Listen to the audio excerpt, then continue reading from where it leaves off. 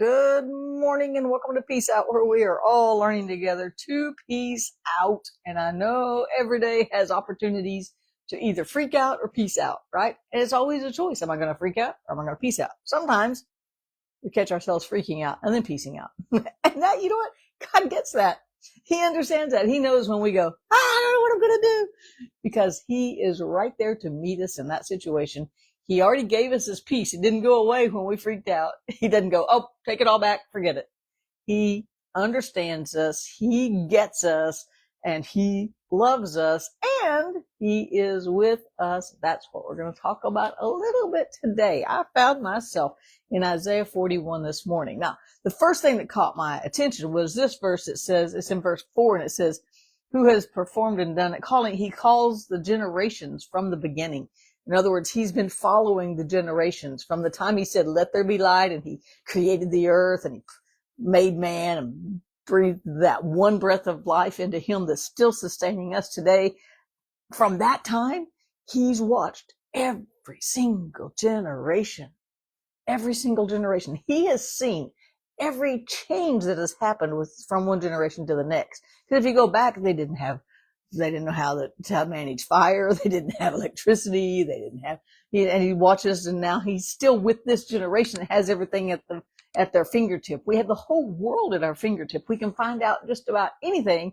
You got to know your sources, because some of them are bogus, but we can find out anything. We can learn anything. We can take what's already here and do almost anything. If we do nothing these days, it's because we don't want to do anything, right? Because we can do anything. And he's watched us go from no vehicles to some man inventing the wheel. And can you imagine being God and looking at that guy going, you have no idea where that's going to go? He was just making something easier. He just wanted to make his day a little bit easier. He made a wheel maybe to put on a cart. I don't know. I'm guessing, right? And he's pushing it. And now we've got vehicles and airplanes and tanks and all these things that use that concept, the simple concept of a wheel. Look how much it's progressed over time. God saw all that. He knew all of that before he said, let there be light. He's watched every single generation with the crazy changes. I know the changes that have been made since I was a kid. I mean, I remember the first video game, Pong, right? And we were so excited. It was a little slidey thingy and a little ball that went real slow when you played ping pong with two people.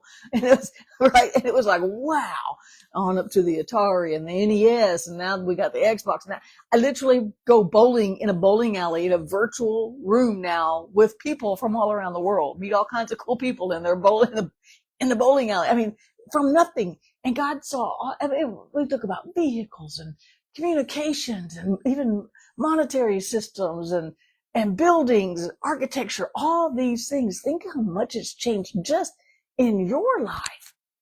Think how much it changed. God has seen all of that from the time he said, let there be light, to now. He's been with every generation. And I got news for you. He's not leaving now. He's not tapping out. Thank God he didn't tap, because he could have said, this is way too crazy, I'm tapping out. He's not going to tap out with our generation or the generations coming up behind us either. As a matter of fact, I'm at the age, I'm more concerned about what I can leave the next generation than what I'm doing for this one, for mine, right? I'm thinking about what I'm going to leave for those behind me, because each generation builds on what the last generation left them. What are we leaving behind?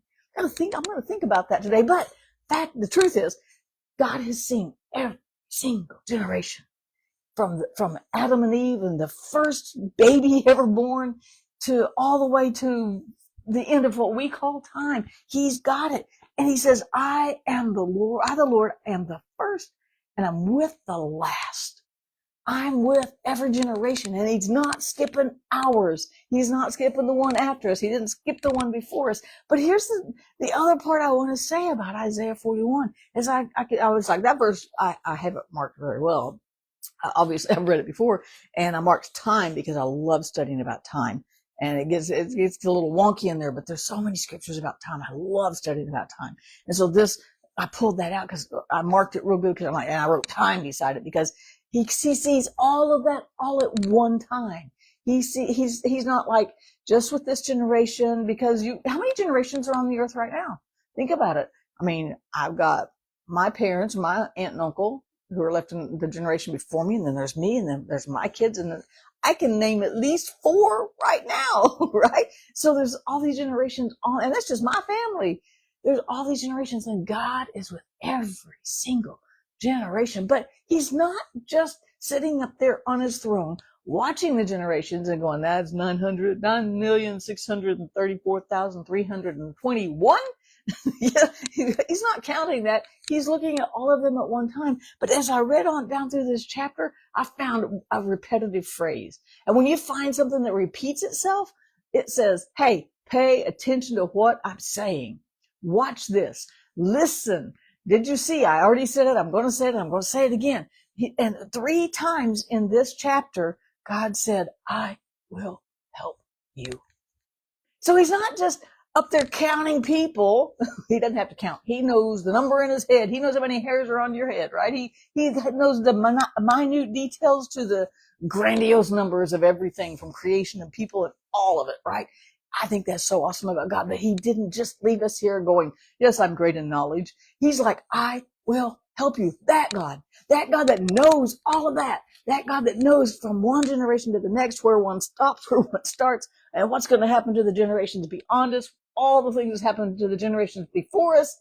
That God says, I will help you 3 times in this chapter. He says it in verse 10. Don't fear. I'm with you. Don't be dismayed. I am your God. I will strengthen you. And he's got the strength to spare. He's going to give us his strength, right? Psalm 29. Go look it up. It's good. I am your God. I will strengthen you. I will help you. I will uphold you with my righteous hand. We got God behind us, y'all. We got God on our side. We aren't going to fail. We aren't going to faint. He's got us. But then he says it again in verse 13. For I, the Lord your God, will hold your right hand, saying to you, fear not.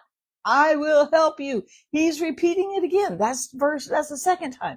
Then in verse 16, he says it again. Fear not, you men of Israel. I will help you. And your Redeemer, he says, I will. He goes on with a whole bunch of other things. Anyway, but he's basically saying, I'm going to help you. I'm going to help you. I'm going to help you. They didn't get it the first time. He had to say it 3 times through Isaiah here. He had to say it 3 times. I will help you. And guess what? That same God is on your side today, and he's going to help you. It doesn't matter what's going to happen. God's already seen all the generations. He's already walked through all of them. He gets us. And that God, that all-powerful, all-knowing, omniscient, is that the right word? Omnipresent, all-knowing God is going to help us right now. If you can't take that little piece of knowledge and peace out, I can't help you, right? Let's just rehearse today in our minds, in our hearts. God's with me today too. He's seen us all from the beginning, and he knows it all to the end. He's seen all of time all at one time. And by the way, time's not linear like we think it. But anyway, he's seen all the way from the beginning to the end and back again. He knows it all, and he is going to help us today. So nothing can be put on your plate that makes him tap out.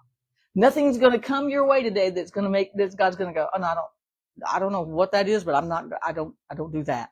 No, he's already covered it. He's already covered you with his grace. He's already made sure that you have new mercies this morning for today, enough for today. He's not going to abandon you. He's not going to leave you, and he's not going to tap out. He says, I will help you, and you can take that to the bank. Absolutely. Have a great day. Peace out. I'll see you again tomorrow.